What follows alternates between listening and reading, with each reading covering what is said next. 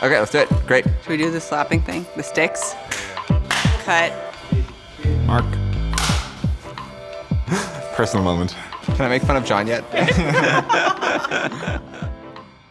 I think in the beginning with Stripe, we thought we were sort of paddling into this little lake, and that we were building a small niche payment service for developers. This thing that we thought was a lake, as we sort of made progress out through the water, was actually an ocean.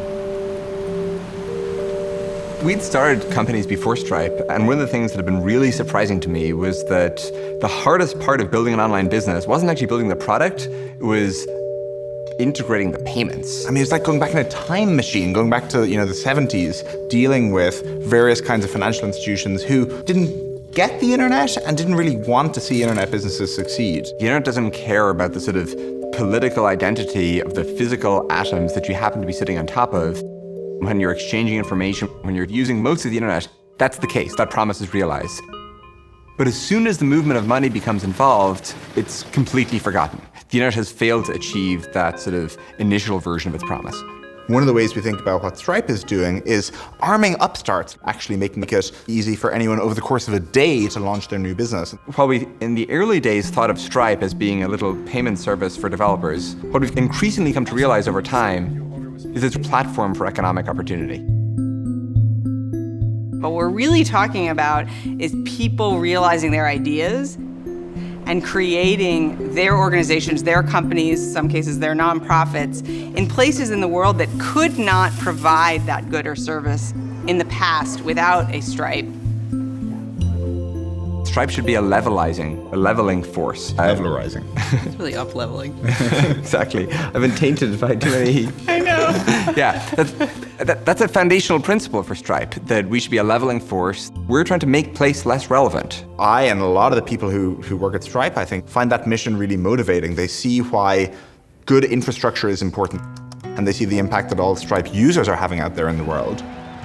I think when you meet the average person at Stripe, they're extremely long-term thinkers, and they tend to be very optimistic about our ability to move what is an incredibly sort of elderly, multi-thousands of years of currency exchange system into a more modern, agile way.